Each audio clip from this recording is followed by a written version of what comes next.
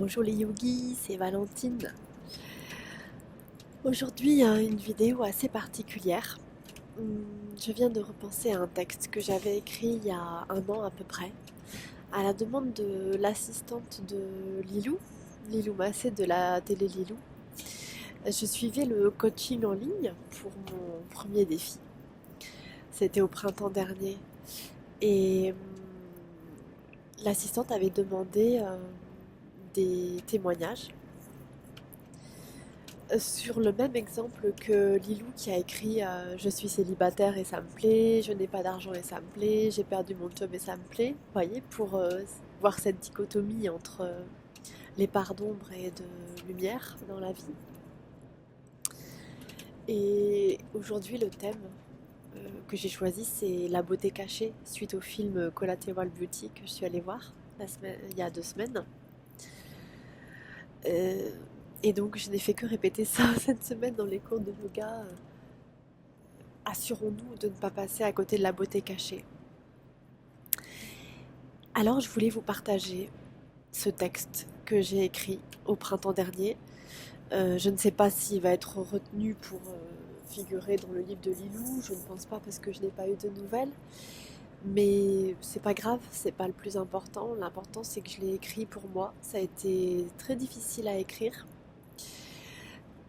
parce qu'on ne peut pas écrire quelque chose qu'on ne pense pas et qu'on ne vit pas au fond de soi. Donc vraiment voir la beauté cachée à l'intérieur d'une situation qui crée de la souffrance, je sais que c'est difficile. Et suite à ce thème-là, de cette semaine, j'ai reçu pas mal de vos témoignages, des témoignages d'encouragement pour beaucoup, et puis un, deux ou trois témoignages de personnes qui comprenaient tout à fait la démarche, mais pour qui c'était difficile de voir la beauté cachée dans des situations de vie qui étaient extrêmement douloureuses. Et je le comprends tout à fait.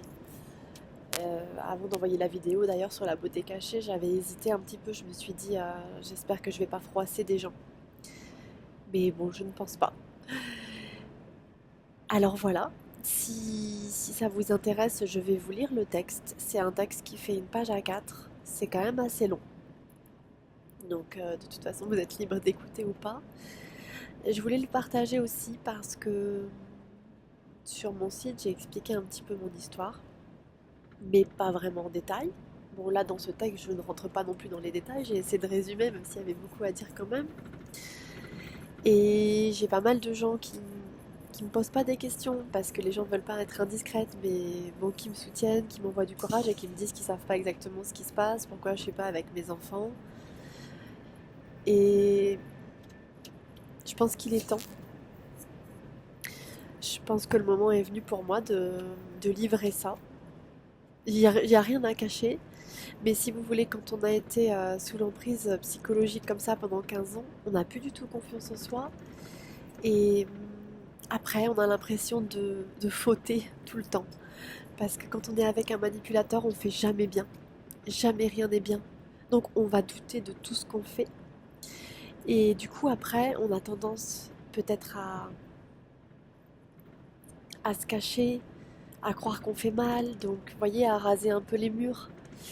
Donc, j'ai pas mal avancé dans ce travail-là, d'essayer de me montrer, de me mettre en avant depuis toutes ces années. Et je continue. Je me rends compte de plus en plus que je continue de m'ouvrir et de me montrer telle que je suis, avec mes parts d'ombre et mes parts de faiblesse. Et c'est difficile parce que le manipulateur n'accepte aucune faiblesse, aucune part d'ombre. Il veut être parfait et il attend de vous que vous soyez parfait. Alors que lui, il n'est pas du tout. Et voilà. Bon, je vais pas rentrer dans les détails, je ferai ça dans ma série du Girl Power, mais je voulais vous expliquer un petit peu le pourquoi du comment. Et encore une fois, j'ai pas envie de partager ça pour raconter ma vie comme ça dans le vent, même si je trouve que c'est sympa de partager dans le vent quand même, pour rien quoi, si on a envie. Mais je veux pas que ça soit quelque chose qui paraisse égocentrique ou tourné sur soi-même. Je pense vraiment que ça peut aider beaucoup de femmes. Et c'est pour ça que j'ai commencé la série des Girl Power et que j'ai presque fini d'écrire mon livre, mon premier livre, et que je continue le deuxième et le troisième en même temps. Et c'est pour ça que je vais vous lire mon texte. Donc, ça risque d'être un peu émouvant, pour moi surtout, parce que ça va faire appel à des choses. Je peux pas vous dire que je suis à 100% de la beauté cachée, hein. J'ai avancé sur le chemin du pardon et je sais pas, je suis entre 80 et 100%. Mais déjà, je suis arrivée à 80%, donc du coup, j'ai une certaine objectivité quand même. Je commence à avoir un certain recul. Mais c'est possible que je pleure. Ou pas, on verra. Alors, je vous le lis. Donc, ça s'intitule, comme c'était demandé, J'ai perdu la garde de mes enfants et ça me plaît. Déjà, on est mal barré. Alors, je sais pas si je vais réussir à lire jusqu'au bout parce que je vais déjà commencer à pleurer, mais bon. Allez, comme dirait mon frère, tu vas renforcer tes émotions, tu vas renforcer ton ventre. Donc je respire. J'ai vécu de 18 à 33 ans sous l'emprise psychologique d'un manipulateur.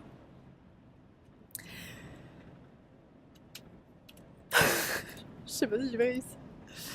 Il m'a volé mon corps, ma liberté, ma joie de vivre. Il m'a empêché de vivre mes rêves.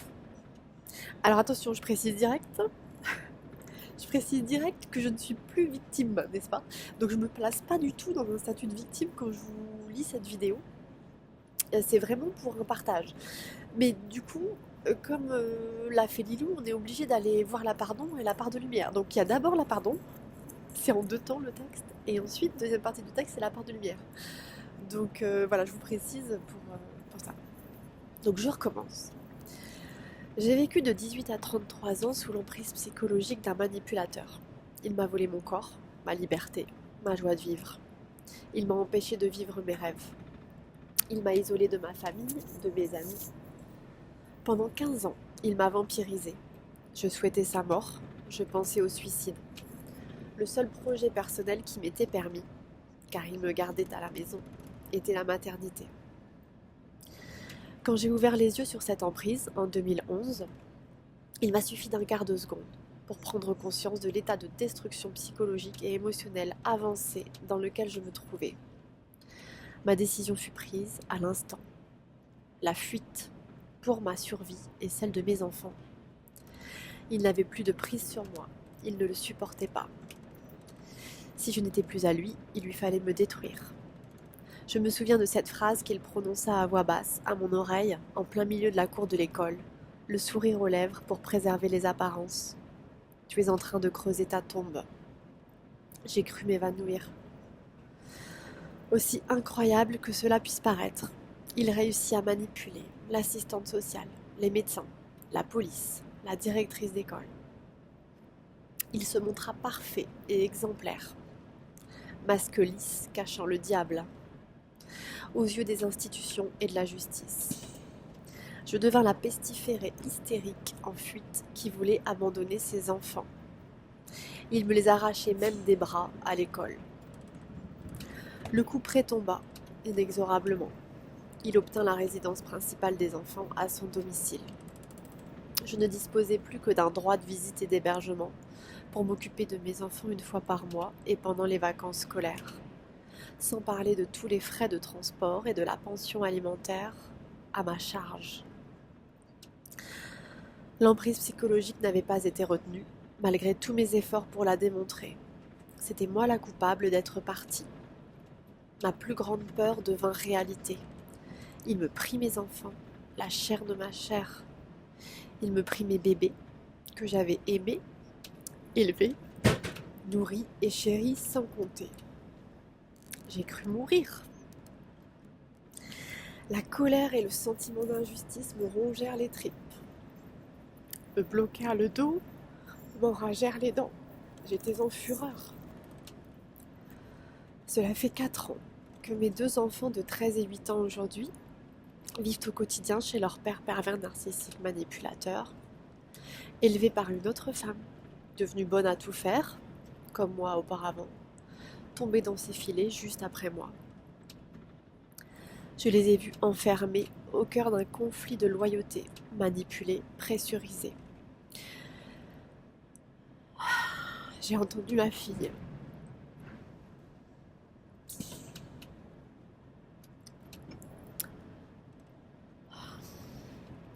J'ai entendu ma fille me lancer des reproches horribles que jamais une maman ne pourrait supporter. Je l'ai observée prendre en charge son père victime. Impuissante, je les ai regardées souffrir, perdues et tiraillées entre leur amour pour leur mère et leur loyauté pour leur père. Cela fait 4 ans que je travaille sans compter, que je me démène pour pouvoir joindre les deux bouts, poursuivre mon rêve, monter mon nouveau studio de yoga. Cela fait 4 ans que je m'épuise à traverser la France un week-end par mois et à chaque vacances scolaires pour avoir le droit de m'occuper de mes enfants, pour aller les chercher et les ramener chez moi, ici à Leucate. Et tout ça, ça me plaît. Faut être taré. Tout ça, ça me plaît, je vais vous expliquer pourquoi. Pourquoi ça me plaît ? Parce que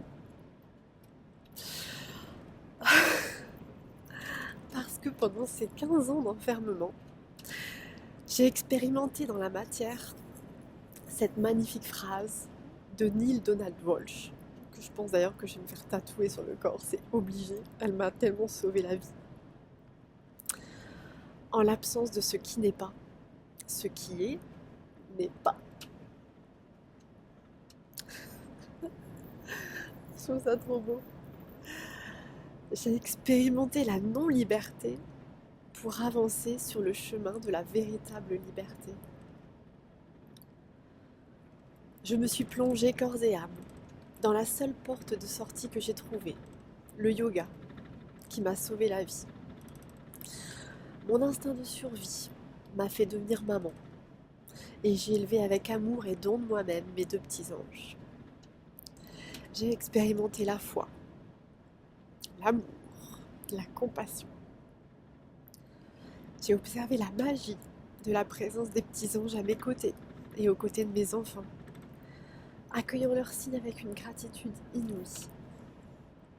Je vous expliquerai, je ferai une autre vidéo pour expliquer les signes que j'ai eus. Ah, il y a un message. Je ferai des vidéos blog avec les signes que les anges m'ont envoyés pour m'aider et me donner du courage.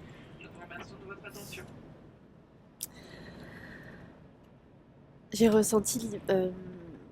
observé la magie de la présence des petits anges à mes côtés et aux côtés de mes enfants, accueillant leurs signes avec une gratitude inouïe. J'ai ressenti l'immensité insondable et les ressources inépuisables de l'amour d'une mère. J'ai compris que l'amour de mes enfants est inébranlable et insaisissable, même par le plus grand des manipulateurs.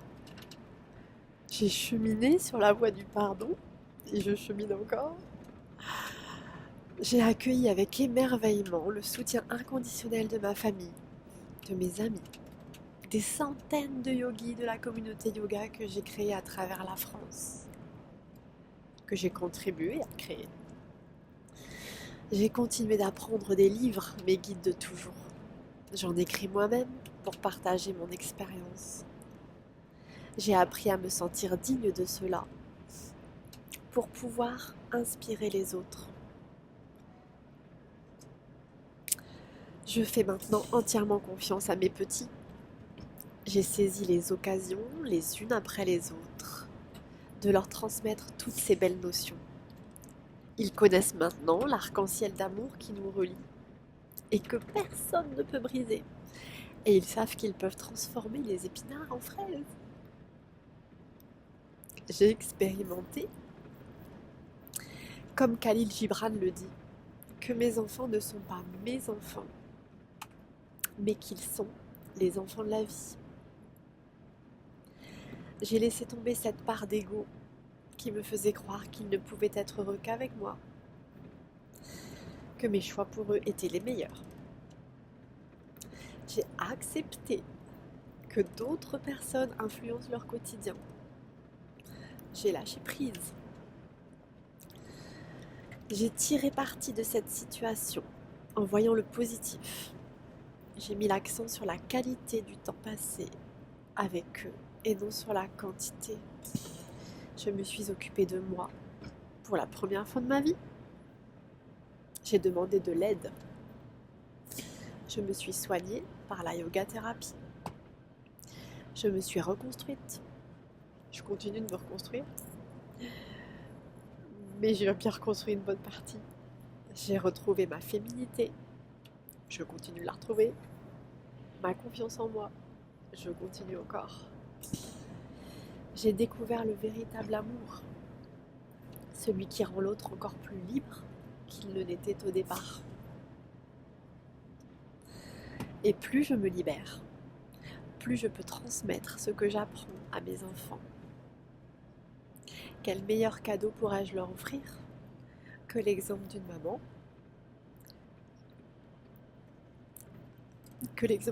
qui vit ses rêves et qui les poursuit, le cœur grand ouvert. Une maman qui leur offre tout ce qu'elle a à leur offrir et qui les aide à cheminer en confiance, à écouter leur cœur et à vivre libre. Mes enfants expérimentent une cage. Je leur en montre l'extérieur. Du moins, j'espère leur montrer l'extérieur. J'ai la foi absolue qu'un jour, ils l'ouvriront d'eux-mêmes. Et que ce soit avec ou sans moi,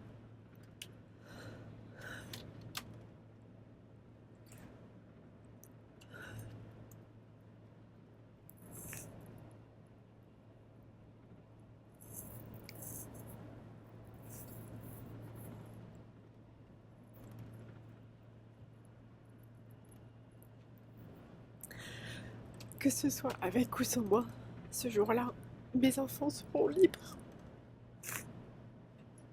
Et ça me plaît.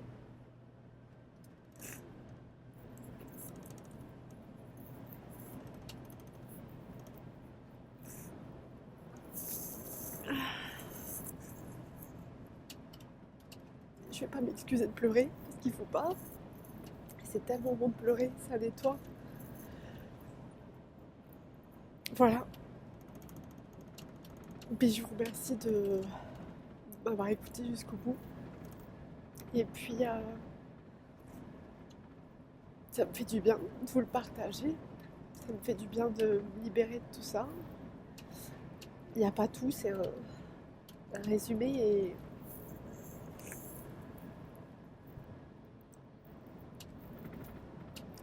Et si ça peut aider quelques-uns, quelques-unes, quelques mamans, quelques